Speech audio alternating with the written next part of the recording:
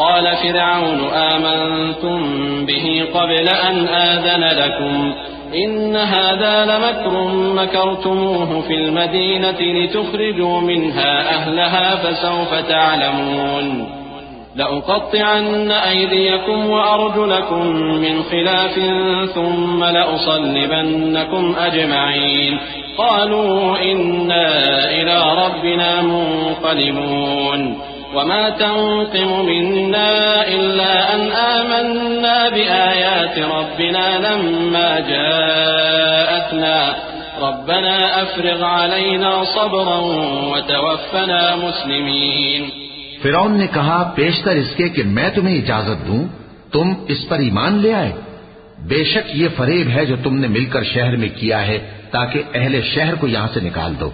सो अनकरीब इसका नतीजा मालूम कर लोगे। मैं पहले तो तुम्हारे एक तरफ के हाथ और दूसरी तरफ के पांव काट दूंगा, फिर तुम सबको सूली चढ़ा दूंगा। वो बोले कि हम तो अपने परवरदिगार की तरफ लौट कर जाने वाले हैं, और इसके सिवा तुझको हमारी कौन सी बात बुरी लगी है कि जब हमारे परवरदिगार की निशानियां हमारे पास आ गईं तो हम उन पर ईमान ले आए।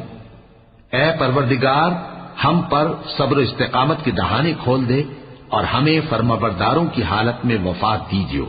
وقال الملأ من قوم فرعون أتذر موسى وقومه ليفسدوا في الأرض ويذرك وآلهتك قال سنقتل أبناءهم ونستحيي نساءهم وإنا فوقهم قاهرون قال موسى لقومه استعينوا بالله واصبروا إن الأرض لله يورثها من يشاء من عباده والعاقبة للمتقين قالوا أودينا من قبل أن تأتينا ومن بعد ما جئتنا قال عسى ربكم أن يهلك عدوكم ويستخلفكم في الأرض فينظر كيف تعملون।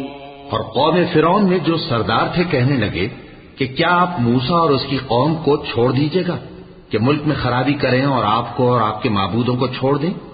उसने कहा कि हम उनके लड़कों को तो कत्ल कर डालेंगे और लड़कियों को जिंदा रहने देंगे और बिलाशुबा हम उन पर गालिब हैं।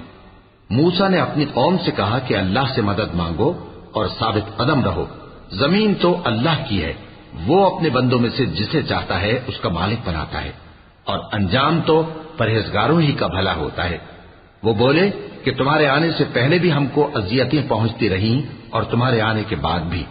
मूसा ने कहा कि करीब है कि तुम्हारा परवरदिगार तुम्हारे दुश्मन को हलाक कर दे और तुम्हें जमीन में खलीफा बनाए, फिर देखे कि तुम कैसे अमल करते हो।